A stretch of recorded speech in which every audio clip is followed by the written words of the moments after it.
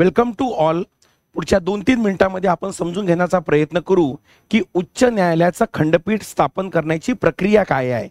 Basically तुम्हाला माहित असेल की कोल्हापूरला आपल्या बॉम्बे उच्च न्यायालयाचं, लक्षात ठेवायचं, अजूनही आपल्या उच्च न्यायालयाचं नाव मुंबई नाही बरं का, बॉम्बे उच्च न्यायालयच आहे. तर त्याचं एक खंडपीठ ज्याला आपण प्रिन्सिपल बेंच म्हणतो ती मुंबईला आहे. त्यानंतर एक नागपूरला आहे, एक औरंगाबादला आहे ज्याचं आपण नाव छत्रपती संभाजीनगर केलं, परंतु हायकोर्टचं नाव अजूनही औरंगाबाद आहे. आणि एक पणजी आणि त्यानंतर पणजी गोव्यामध्ये आणि त्यानंतर एक आता कोल्हापूरमध्ये स्थापन होणार आहे. नेमकी प्रक्रिया काय असते हे आपण समजून घेण्याचा इथं प्रयत्न करणार आहोत. काय आहे याची संविधानिक तरतूद. ओके, चलो.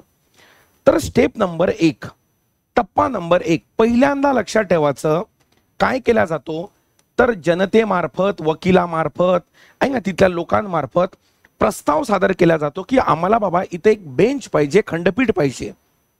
का बरं तर बा दूर पडते, पैशाचा अपव्यय एक्सेट्रा एक्सेट्रा. त्यानंतर हा प्रस्ताव जो दिला जातो, हा प्रस्ताव कोणाला दिला जातो? राज्य सरकारला, स्टेट गव्हर्नमेंटला. राज्य सरकार काय करते, जो प्रस्ताव आला जनतेकडनं, वकिलाकडनं किंवा तिथल्या स्थानिक लोकांकडनं, या प्रस्तावाला तथ्यात्मक दृष्ट्या बरोबर विचार करते की तथ्य आहे का. कारण भावनिक दृष्ट्या त्याला काय म्हणतात की खंडपीठ स्थापन होत नसते, की खरंच दूर आहे का, खरंच पैशाचा वेळेचा अपव्यय होत आहे का. आणि त्यानंतर राज्य सरकार हा प्रस्ताव तथ्यात्मक दृष्ट्या अभ्यास झाल्यानंतर हा पाठवला जातो चीफ जस्टिस ऑफ हायकोर्टकडे. बरोबर लक्षात ठेवायचं, उच्च न्यायालयाच्या मुख्य न्यायाधीशाकडे हा पाठवला जातो. नंबर 1, उच्च न्यायालयाच्या मुख्य न्यायाधीश आणि राज्याचे गव्हर्नर या दोघांनी मान्यता दिल्यानंतर हे जाते केंद्र सरकारकडे. लक्षात ठेवायचं, इथं फक्त गव्हर्नरचा सल्ला घेतला जातो, परंतु मान्यता कोण देतो? Chief justice of high court. आणि खंडपीठ स्थापन करण्याचा अधिकार हा याचा आहे बरं का, चीफ जस्टिस ऑफ हायकोर्टचा, जे 2 मिनिटात कळेल तुम्हाला. हे केंद्र सरकारकडे जाते, म्हणजे लॉ मिनिस्ट्रीकडे. आणि केंद्र सरकारनं मान्यता दिल्यानंतर मग खंडपीठ काय केले जाते? स्थापन केले जाते. साहजिक आहे. ओके, यानंतर हा प्रस्ताव कोणाकडे जात असेल? राष्ट्रपतीकडे, बरोबर. परंतु या सगळ्या प्रोसेसमध्ये मान्यता माहिती आहे कोणाची आवश्यक आहे? मान्यता आवश्यक आहे चीफ जस्टिस ऑफ हायकोर्टची, त्यानं अप्रूव्ह दिलं पाहिजे. आणि नंबर 2, सल्ला कोणाचा? इथं गव्हर्नरचा. आणि इथं केंद्र सरकार त्याला अंतिम मान्यता देते. मान्यता चीफ जस्टिस ऑफ हायकोर्ट, अंतिम मान्यता केंद्र सरकार. याचं कारण म्हणजे काय तर 230 कलमानुसार जे अधिकार क्षेत्र आहे ते केंद्र सरकार ठरवते, बरोबर. आणि ही प्रक्रिया ही कशामध्ये नमूद आहे तर ही नमूद आहे, तुम्हाला माहित असेल की आपल्याकडे एक कायदा आहे ज्याला म्हणतात स्टेट रिऑर्गनायझेशन ऍक्ट, राज्य पुनर्रचना आयोग 1956. ओके, जे स्टेट रिऑर्गनायझेशन ऍक्ट आहे 1956. ओके, फाजल अली कमिशनद्वारे हे काय करण्यात आलं होतं. बाकी तुम्हाला बॅकग्राऊंड बेसिक माहित आहेच, म्हणजे बेसिक पॉलिटी ठीकठाक वाचलं असेल तर याच्या सेक्शन 56 नुसार या खंडपीठाची तरतूद करण्यात आलेली आहे. कशाची? खंडपीठाची.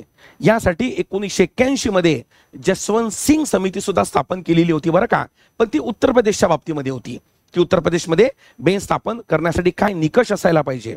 आणि पॉइंट टू बी नोटेड, यामध्ये सुप्रीम कोर्टाचा हा कोणताही हस्तक्षेप राहत नाही.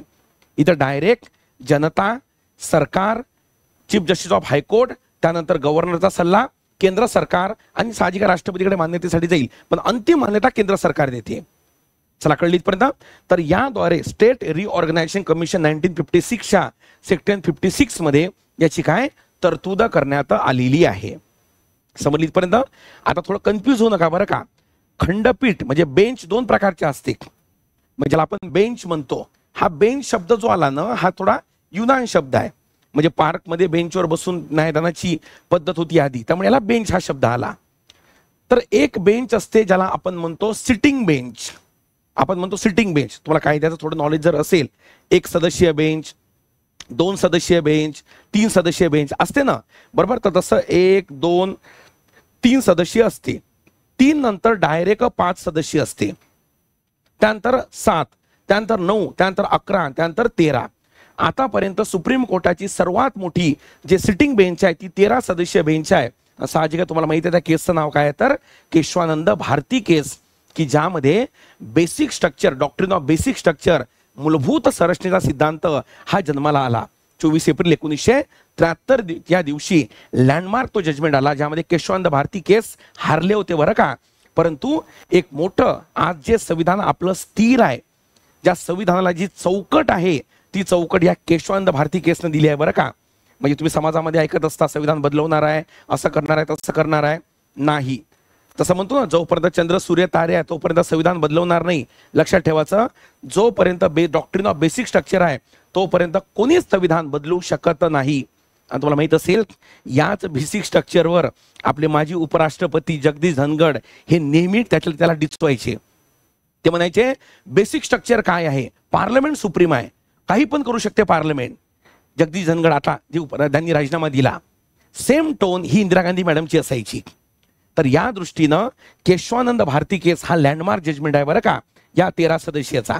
चला कळलं, हे झालं सिटिंग बेंच. आणि लक्षात ठेवायचं, 5 सदस्याच्या वर जर सुप्रीम कोर्टाची बेंच बसली तर त्याला कॉन्स्टिट्यूशनल बेंच म्हणतात, आणि 5च्या खाली असेल तर त्याला नॉर्मल बेंच म्हणतात. ठीक आहे.